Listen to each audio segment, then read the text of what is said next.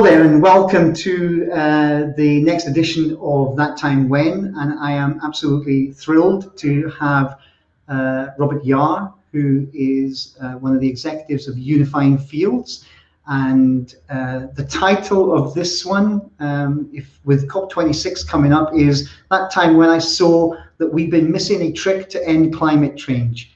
And Robert, welcome, really lovely to see you again. First of all, tell everybody who Robert Yarr is and who Unifying Fields are. Well, first of all, thanks very much for having me on, Nick. It's a great pleasure and good to see you again. So basically, I'm just someone who had a wonderful corporate life, thoroughly enjoyed myself. Basically, I seem to spend a good few years getting bigger and bigger transformations thrown my way. Big global transformation projects with big corporates. And then when I came out of that, I ended up doing something completely different, like chalk and cheese, completely different. And I've now found myself, to cut a very long story short, finding just how little I knew back in those days and learning enormous amounts about how little we know as, the average pedestrian, and learning from indigenous world leaders. And I'm now, quite a few later, finding myself completely humbled by just how much patience they've got with us. We're like toddlers, literally like toddlers, confronted with these guys. And it's something they would never ever say openly. It's something you only find out yourself when you spent years with them. But they've been patiently waiting for millennia, not centuries, millennia, waiting for us to wake up and ask them the questions that they know all the information about. So it's quite an awakening for me, and I'm sure it will be for others that end up, following a similar path. And tell us, I mean, what is the concept of Unifying Fields? So Unifying Fields itself is a collaboration between myself and a friend from Holland. That's basically all about, it began about looking into climate change, and then we noticed we'd opened up quite a big toy box, because when we found what we believed to be the solution to climate change, we realized it didn't end there. And the more we tugged on this rope, the more things came out. And for anyone that's ever come across the United Nations Sustainable Development Goals, there are 17 of these that are supposed to map out, the way to rescue humanity, with various quantities of pinches of salt along the way. The more we realized that not only could we deal with a substantial proportion of that, but more besides. So Unifying Fields itself is a non-profit organization which is there to tackle the biggest challenges of humanity. And it really grew and grew the more we discovered that we've got toys in the toy box that are actually quite old. And the more we dealt with the indigenous, the more we recognized this. Yeah, so you started off, or we named this about missing a trick to end climate change, which is, considering it's on everybody's, apart from COVID just now, the only thing anybody talks about is climate change. And we're all concerned that, we're on our way out, basically, as a planet. But what was the trick? What was the trick that was missed? Well, in a nutshell, when my colleague came to me, he was concerned because, like 20 years ago, he'd become a philanthropist, a bit of a philanthropist, got into the whole environmental thing. And just like most people when they start out, some people don't go beyond the superficial. He went quite deep, very deep. And he started putting his own money into funding some of the early ventures. You probably heard of Carbon Neutral Group, and they got into carbon trading. It's where all the big corporates start putting their guilt money to feel better about the fact that they've maybe planted a few trees here and there. Well, he was the one out there setting up the organizations in 3 continents, planting the trees, and much more besides. But after about 15 years of that, his chief exec ended up moving on. And while he was trying to recruit a new replacement, as chairman, he parachuted in and started going around the planet, fulfilling his role. And he got a bit unnerved because he realized that all the stuff that he had assumed to be true for all these years, with his personal money, by the way, wasn't maybe quite the way he perceived it to be. And we'd known each other for quite a while, so he said, Robert, can you have a wee shifty with me? Have a wee look at this.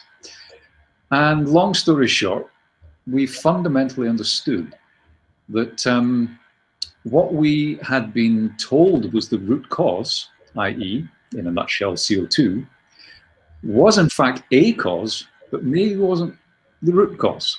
And there was something even bigger.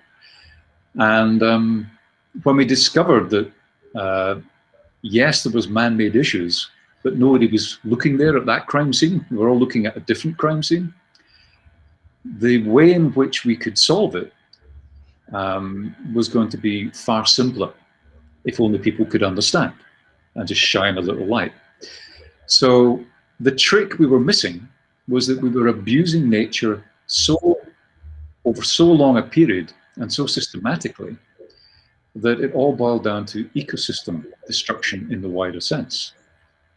So as opposed to a greenhouse effect that was maybe warming and cooking us slowly but surely, not boiling frogs, starting with the advent of when we first started cutting down trees to make fields to grow food and feed our faces, what we discovered was, and at this point we opened it up to beyond the foresters that we had in the organization, to the farmers, to the scientists. We opened up a network of pioneering scientists to answer this fundamental question. And we discovered that everyone had an infinite knowledge about a vanishingly small field. And we then moved on to the next, and we got the same story, an infinite amount about a vanishingly small amount of domain of information. And we had to sort of do it ourselves, do the work ourselves, and read up the literature. We discovered the fact that all the civilizations that have ever been in the past that we've all read about, how did they all fail? What was that about, Nick? You know, how come they disappeared? And that civilization, how did they disappear? And there was a common denominator. They all fell because of the same reason, resource depletion. And the biggest resource was the ecosystem. And the biggest common denominator was the soil, and the trees are what creates soil. And what we didn't realize, I certainly didn't know this, it takes a forest 1,000 years to create 3 centimeters of soil. And I won't scare you with how long it takes a farmer to erode 3 centimeters of soil, okay? But I'm sure it's a much shorter period. In a nutshell, we are at the stage now where trees are like the skin of the Earth's surface. And when you clear away trees, you expose bare soil, we start tilling it, we turn it over, we've got crop rotation, all these things. Modern farming, in the words of Jared Diamond, one of the famous researchers in this field, he said, we innocently thought agriculture would be the salvation of mankind, but it turned out to be its biggest curse. So it's like a ticking time bomb. So, I mean, books and books, research and research, we've gone through all of it. And what we pieced together was a simple picture, a stark picture, that this humongous elephant in the room was, we've created this open, suppurating wound that can never heal in the Earth's skin. And when you open up the Earth's surface, and it naturally wants to create a forest again, that's nature, but we constantly clear it and plant crops, monocrops, which introduce pests and disease. You know, that's nature. Yeah. Nature's telling you something. I'm going to introduce plague and disease if you keep planting the same type of crop. By doing that, it's unnatural in the first place, and the yields go down, and you then have to create artificial means to refertilize because the trees aren't there anymore to create the organic carbon matter. And you create destruction of the water table underneath, the biology underneath, the microbes underneath, the fungal mass. Without getting into the depths, we need several weeks to go into the full depth. But a long story short, the trees, not just the mother trees, but all the trees and their root system creates an underground forest, an underground ecosystem, which when you cut them, and you then have fields left over, sterilizes, especially with pesticides, fungicides, and biocides and herbicides, so that fields are lifeless. We plant food in those lifeless fields, and we eat food that is therefore biologically, practically lifeless. Nothing like what we should be getting for our own nutrition. So our health goes south, the biology goes south, and now that we've cut almost half the forests, the soil itself turns to dust bowl. We've now, out of our 5 billion hectares of farmland, we've created 2 billion hectares. 40% is now desert, degraded land. Okay? You're seeing a picture here. Yeah, it's pretty scary, actually. And when the sun gets hold of that, the rains disappear now. There's no trees. The trees create rain. That's another long story. It's called the biotic pump. As that tree, in Africa in particular, the Sahel below the Sahara is a growing extension to the Sahara. That soil blows away in the next wind, okay? And then the goats come in after the sheep and they dig up the last remaining plants. That's the end of the soil. The next wind, it all just blows away in the 40 degrees heat, more desert. And what is dead, dusty soil, dust bowl? It's releasing carbon into carbon dioxide, which then goes where? Into the atmosphere. So I'll stop the bad news there. I was about to say, actually, we've talked before, and you've mentioned that there is great hope. So great hope. Save us. Give us some hope. So here it is. The trick we're missing is the ecological eco-services that we've been destroying represent about $140 trillion US dollars globally. And we're consuming those at $10 trillion per annum. Innocently, not realizing what we're doing. And no company anywhere is responsible for that on their bottom line. They just go, gimme, gimme, gimme, turn it into products, more consumption, death by consumption. That's where the human race is right now.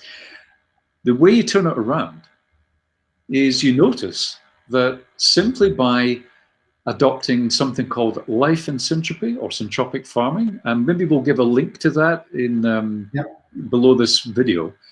In 15 minutes for a previous COP conference in Paris, it was explained how for the last 3.5 decades, behind the bulldozers in the Amazon that are cutting the trees down, it then, again, you eliminate the water cycle, it turns to desert. A genius farmer has found out the technique to just rehydrate by replanting the forest with no irrigation, no fertilizer, no pesticides, no nothing. And then you've got, as far as the eye can see to the horizon, prize-winning Atlantic rainforests. That same technique, and it doesn't take long, that can be used and is being used on all continents. And we're working with the lead educator, and there's a network across the world, about 12 to 15 country leaders we've got in Europe right now, where we've got teaching hubs being established, where, guess what, by reducing the amount of cost inputs with petrochemical-based fertilizers, which are 300 times the emissions of CO2 per hectare, and you imagine the cost. So by cutting down your cost and stopping irrigation, like in Greece and Spain, you can maximize your yields far greater than you would ever get with a standard farm. Isn't that a bit of a trick? So yeah, so basically, then it's the wrong time to be a farmer, but it's also the right time to be a farmer. There's hope for farmers. You've got it. But there's obviously hope for I suppose communities as well, because at the end of the day, if we all come together and learn this amazing technique, and I have to admit, I've watched that video and I was blown away. I knew nothing about it, but I was blown away by that video. And we will share the link to it. But it looks like it's a brilliant community project as well. I mean, we could be doing it here in Scotland, never mind in Spain. Precisely. And what you find is wherever these communities catch on and do it, they actually come together as food cooperatives, and they just buy a bit of scrap land. You can do it on concrete, you can do it on rock. They've done it on rock, and you're creating, remember I said 1,000 years to do it naturally for that amount of soil. They're creating that amount of soil in a year. And without going into the details, because we don't possibly have time to do that now, It's inspiring people and it transforms lives. Well, So, I suppose that given we are all looking for a purpose, I know you've talked a lot in the past about purpose-driven businesses. There can't be a bigger purpose just now than saving our planet and then for saving our children. and that's the irony, because the side effect is it soaks all the carbon out of the atmosphere, because you're reversing that degradation process. You're rebuilding the soil. The trees use photosynthesis to take the carbon out of the air and rebuild the soil that's been depleted. So it's incredible how many tons of carbon per hectare we're rebuilding in the soil as a side effect of using trees, as they were designed by nature all along, to fertilize the soil, to refeed the biology, to restart the building blocks of the ecosystems, and then you've got the biodiversity, all for free. We've got scientific case studies all over the place where science has been blown away, who say, we're in charge of monitoring nature reserves over here, but what we've got in this food forest blows my mind. How did you do that? Oh, we just listen to nature. Yeah, well, I will suggest that everybody watches that video, because even if you plant a few tomatoes back home, it looks like you're going to be doing something, which is not what I thought. Tell me, we've got COP26 coming to Glasgow. It's been viewed by many as man's last chance to save the world, and you read a number of articles where you've got every leader from around the world coming to COP26. Are Unifying Fields involved in COP26? Is your voice being heard? You may be surprised to know, but the simple answer is no. And the reason for that is we find that it's been 30 years since the whole CO2 train has been up and running. And no disrespect to that, it's just that once a mindset gets going, it's a big train with a lot of momentum. And in our experience, people are too fixated on their own ideas. It's like the glass is full, you can't put one more drop in there. And that's fine, no problem. What our scientific team consists of is some of the leaders in the field. They're probably 10 years beyond the current level of discussion. But there's also 30 years of experience of regenerating the climate, new rivers coming into deserts, the climate completely changing, people in Africa with tears down their face saying the trees are rainmakers, So we've got, the case credentials coming out of every orifice here, but you can't change people's mindsets with words. They have to see it, but we don't have the resources at the time to bus people all over the place. So that's a no go for us. So what we say is, with the greatest respect, go for it. You do what you want. Instead, what we have chosen to do is just get on with it. And we find that the young are very fertile. They get this. And the young are going bananas, and they're some of the best people. Some of them are traveling the world, showing people how to do what we just described. And so they'll like sofa surf and help you plant your food forest in this particular manner. So no to COP26. We did, in fact, just for a bit of a laugh, we put together a scientific paper that explained how if you just make 10% of Scotland, for example, because of COP26, take 10% of all the farmland and convert it in the syntropic farming method, just to make the farmers more prosperous instead of on suicide watch, which unfortunately is the reality, then as a side effect, you would accelerate carbon neutrality from 2045 to 2035. And that's available. We'll put the link, if you want, on below this video. And all the facts have been corroborated by the global team. But we know nobody will listen, and we don't really mind. But for the young people that are interested, to see how that's, in our world, that's a side effect, but the real goal is to raise people up rather than put them under a green tax. Tell me, I suppose, what else are Unifying Fields programs solving, and what's the next steps for Unifying Fields? Yeah, good question. How long have you got? Well, we'll try and do this quickly. Well, not very long now, but anyway. I would have thought so. But so much, because as if you probably picked up, climate change is incidental. We began that way and we found a treasure chest. All of the United Nations SDGs are impacted significantly in this way. All of the water cycle, the water wars, for example, have been forecast by many. Conflict with water is deemed to happen within the next 1 or 2 decades. So basically a water war. Water wars and conflicts are projected. We have already demonstrated water returning to any region that adopts this. We've got the science behind the biotic pump. We've got 17 pilots already on the stocks for any country that wants to begin this process. And you plant trees from the coast and you bring them back into the interior in a tree sky river. The BBC documentary called it Sky Rivers. We've got the experts that are behind all of this. There's one, so living water for all, which helps food as well, with the ability for people to have abundant food. We end world hunger at a stroke, starting with the deserts that farms have already produced. How poetic is that? So the extra 2 billion people projected to arrive by 2050 in sub-Saharan Africa, we have the solution for that, starting in Senegal at the coast on the Atlantic, all the way across. The projections we have would end up in Tanzania, just at the coast near the Indian Ocean. So we can connect a conveyor belt of food and water for all those people currently about to die. It's as simple as that. And the cost of this can come down to, we can do it with our organizational partners for $1 a tree.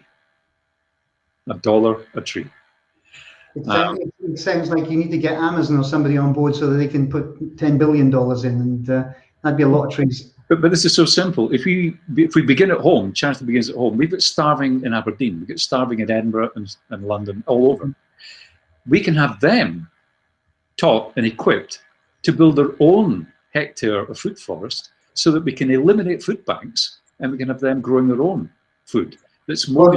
Well, it's interesting, Robert, because we're just about to do a charity walk on behalf of Cyrillians who are feeding homeless people through their farms in Edinburgh. So, you know, it's interesting you talk about that, because we're just about to do this walk on behalf of Cyrillians to raise money for, you know, helping homeless people who can't feed themselves. It's an absolutely incredible. I find it incredibly difficult to understand when we can spend zillions of pounds to send people to Mars, but we can't feed anybody on the Earth. So I think, in a nutshell, the answer to your question is, broadly speaking, we can eliminate scarcity in most of its forms. We just need the right-hearted people to get around the table and shape this and see what falls out. The final piece is, we've now created a subsidiary organization called Restoration Power Corporation, which is taking the learning we've got from nature and nature's principles to unlock the next generation of a new class of energy technologies, which goes well beyond renewable energy into what we've got in the lab functioning just now to create 1,000 times the energy of fossil fuels. So we're already working in one country in Europe right now at top level with multiple companies and corporates to make that happen in the next year or two. So lots happening, and all the profits from that will go straight back into society and the environment. Blown away. It's actually, you know, I could talk to you for hours, and you know that. So I'm hoping that whoever's watching this are going to look at the videos to start with, because they are mind-blowing videos as far as I'm concerned, and it certainly made me think again. And you know, I didn't even know about the power, so I'm gonna have to call you up after this and have a chat about the power as well. You know, when you consider that how much emphasis has been put on wind and wave power just now, and now you're talking about another natural power, then yeah, I mean, I may be starting to breathe a little easier now that, you know, I'm not going to get burnt alive by the sun in the next couple of years. So you know, you've given me a little bit of hope, and I hope you've given everybody else who's watching this a little bit of hope as well. Robert, listen, I could talk to you for hours. I'm sure people could listen for hours, but time's up, and I just want to say thank you so much for joining us on this podcast, and yeah, we'll no doubt talk soon. Thanks, Robert. Thank you, Nick. Cheers.